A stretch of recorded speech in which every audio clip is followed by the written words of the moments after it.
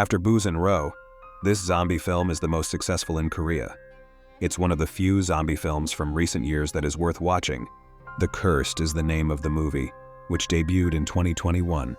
It will be a kind of horrible existence when the zombies are no longer a dispersed group, but rather a well-trained group with a clear objective. There is an odd killing at the start of the story, and we see a man. Upon his return home, the man discovers that there are indications of someone moving around the room, and that the circuitry has been mysteriously damaged.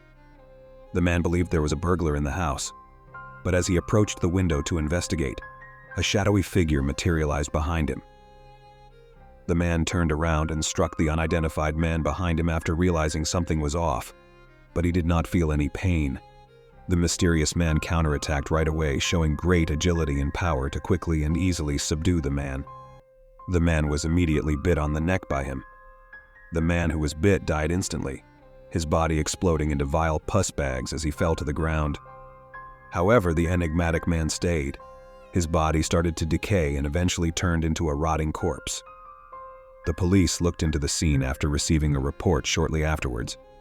However, what's odd is that the killer who lodged at the scene, clearly dead for 2.5 months, however, the corpse resurrected to murder people. It caused the on-site police officers to become very uncomfortable. In the end, how was he able to resurrect and why was this man killed? The police are unaware of this, but just as they were about to lose it, Jin Hee, the individual being interviewed, got a call from an enigmatic man claiming to be the real murderer and scheduled a live interview with Jin Hee for tomorrow at 2:30 p.m. at a prearranged location. Naturally, the police did not pass up the ideal chance to apprehend the murderer after learning of this information. Thus, the police fielded a sizable contingent of officers to the interview site, ready to make an arrest under the direction of Seong-jun, Jin Hee's boyfriend. As anticipated, the killer did show up the following day. When the interview finally started, the man responded to all of Jin Hee's questions without holding back. He disclosed not just his name and ID card, but also the fact that he was a sorcerer who controlled dead bodies. He was the one who killed the night before. Jin Hee would never accept such a ridiculous theory as using a corpse as leverage to carry out a murder. However, the man said she would soon come to believe it, given that the intention behind his interview was to issue a warning. He would carry out 3 more killings over the course of the following few days, providing specifics about the locations, timing, and victims of each one. Director Min Seop, Executive Director Sang In, and Chairman Seung Il were all executives of Seichi Pharmaceuticals. Naturally, there are methods to prevent this. It was up to Jin Hee to determine whether or not Seung Il's public apology was sincere and to broadcast it live across the network. Seung Il is the chairman of Seichi Pharmaceuticals. The moment he finished speaking, the man took a dagger from his clothing and took Jin Hee hostage, hoping to take advantage of the situation to get away. Jin Hee discovered a mark on the man's arm when they arrived at the first-floor lobby. And then, just like the murderer at the beginning, his body began to slowly deteriorate and turn into a corpse. It transpired that he was merely a puppet under duress. Why would the person casting this bizarre spell choose to target a pharmaceutical company, and where did it come from? These 2 inquiries prompted the police to open an investigation right away. Initially, they discovered that the spell capable of controlling the corpse was a form of malevolent witchcraft. Based on the distinctive markings and Indonesian writing on the body, it appears that this witchcraft originated in Indonesia. By mixing the caster's blood with the dirt surrounding the corpse, one could control it to do whatever they pleased. In the meantime, Seong-jun led his men to Seichi Pharmaceuticals' upper management to inquire as to why the murderer had exacted revenge on the business. Mi-young, the chairman's daughter, is now in charge of the business following Seong-il's retirement. They did not, however, obtain any helpful hints from their inquiries. All they learned was that the man who was initially killed was also a researcher for their organization. The murderer is obviously very deliberate, but he won't just target Seichi Pharmaceuticals. The business must be concealing some sort of unidentified. As it happens, further investigation reveals something shocking. The police discovered that Seichi Pharmaceuticals had conducted cruel clinical trials on living people in order to create new medications. Under the guise of part-time employment, the inmates enlisted over 100 experiment subjects for the company in order to receive large salaries. But all of them perished following the experiments. This incident had a close connection to the experiments. The police had positioned numerous special forces inside the Seichi Pharmaceuticals building to protect the individuals on the list as the murder date drew near. They believed they were safe, but as the deadline approached, the murderer carried out his prearranged killings on time. Turning around, Jin Hee, who was doing a live broadcast from downstairs, saw a zombie in a gray robe materialize in front of her. Not long after, more uniformed zombies gathered in the square downstairs. All of them were experiment subjects who perished, and the killer was now using them as leverage to exact revenge. Their sole goal is to assassinate Min Seop, the first director on the list. When the special forces realized this, they quickly tightened their position.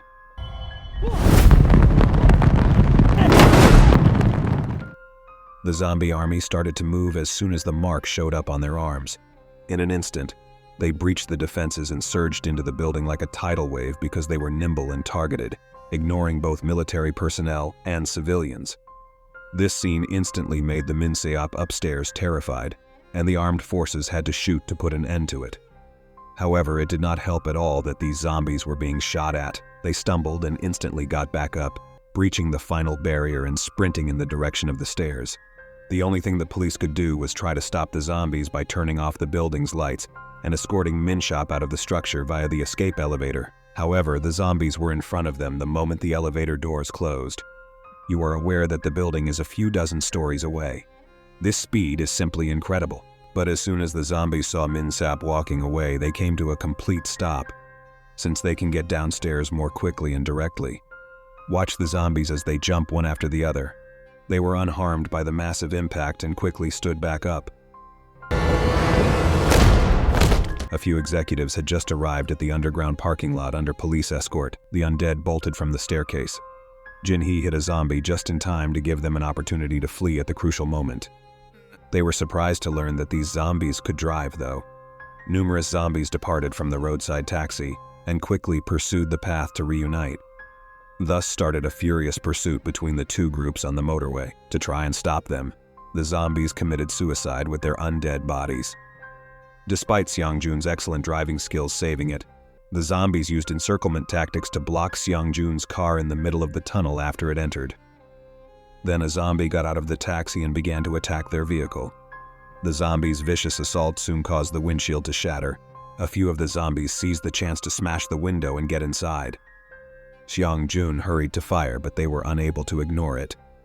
Seong-jun's car finally drove away most of the zombies after they put up a fierce fight, but the last one attacked the driver. The vehicle breaks down as it emerges from the tunnel because the driver has contracted the virus and zombies are swarming around him. The murderer's plan stated that they were only interested in killing Min Seop. Therefore, a gang of zombies grabbed Min Seop alive and dragged him out of the car. The zombies appeared to be telling Sang-in, the executive director, that he was the next target when they turned their attention to him after finishing the task. These zombies have since decomposed and collapsed to their knees while engaged in combat with the zombies. Unfortunately, the zombies grabbed Seong-jun. However, the infection is not very dangerous in the hospital following a non-life-threatening procedure. Following this incident, Sang-in knew he would be next, so he went to the board chairman, Seong-il, in the hopes that Seong-il would liven up to the killer's demands and apologize. To his surprise, though, Seong-il declined right away, citing concerns for the company's future. However, observing Sang-in's terrified expression, he declared he would talk to his daughter Mi-yong about it. With no other option, Sang-in left, only to run into Mi-yong, who had come back as he was about to open the door. It was at this very moment that Sang-in realized that Mi-yong, who was standing in front of him, was now in charge of the company instead of Seong-il.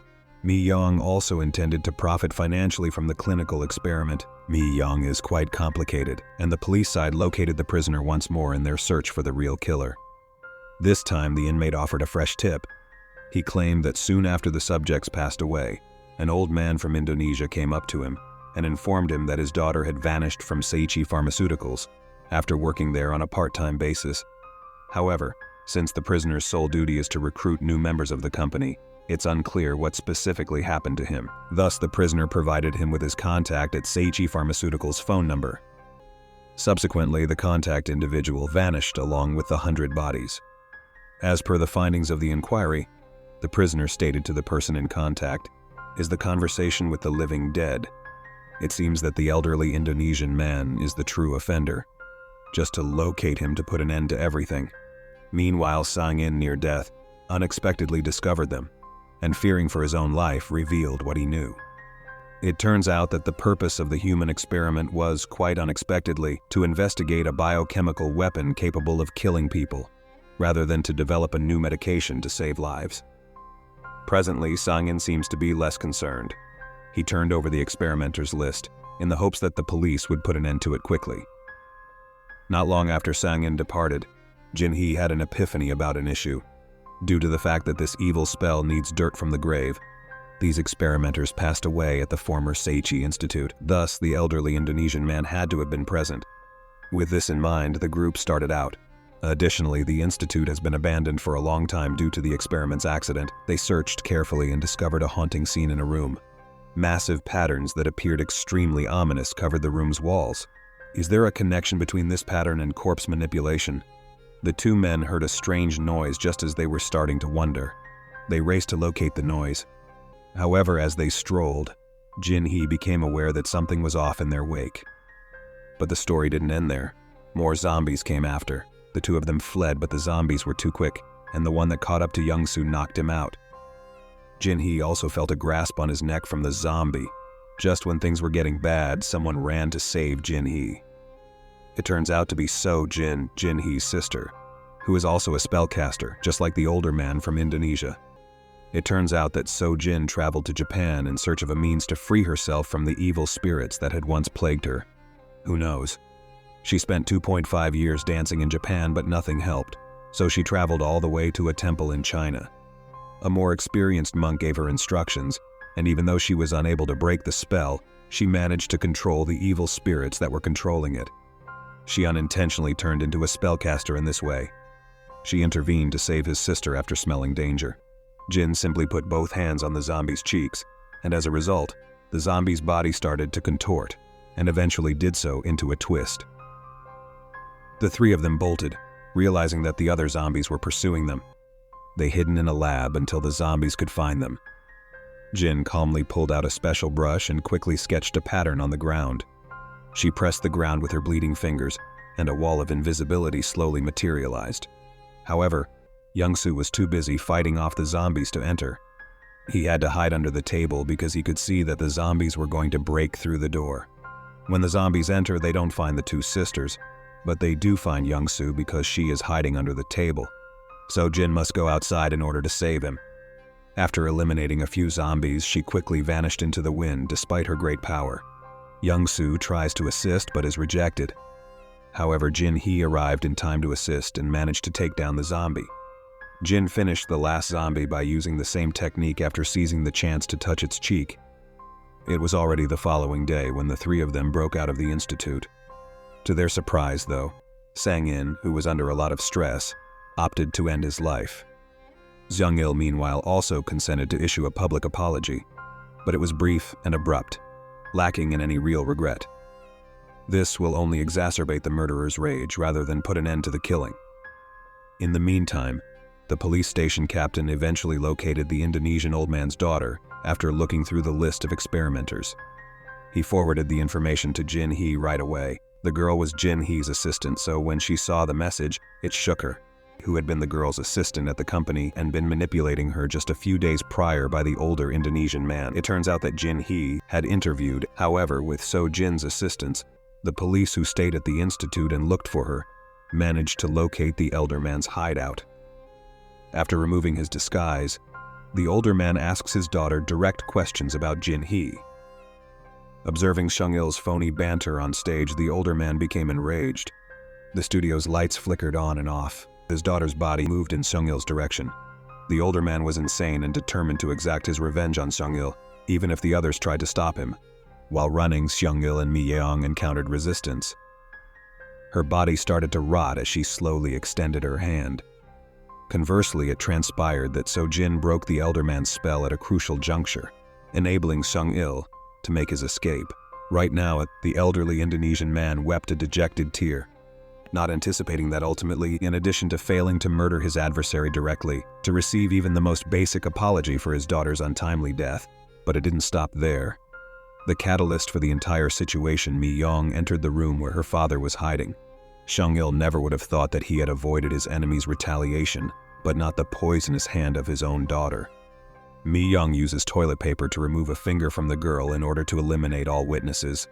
She cut his face when Seung-il wasn't looking. Seung-il quickly collapsed to the ground after contracting the virus. Mi-young pretended to weep when the police came. She had no idea that the surveillance cameras had captured it all on film. They put a camera on Seung-il's chest before the interview and streamed the entire thing live. This indicates that the public has heard what she just said and that she killed her father with her own hands. Now that the evidence was overwhelming, Mi-young was immediately taken into custody and given consequences. And in the end, everything the elderly Indonesian father had done for his daughter and the helpless experimenters had come to a perfect conclusion.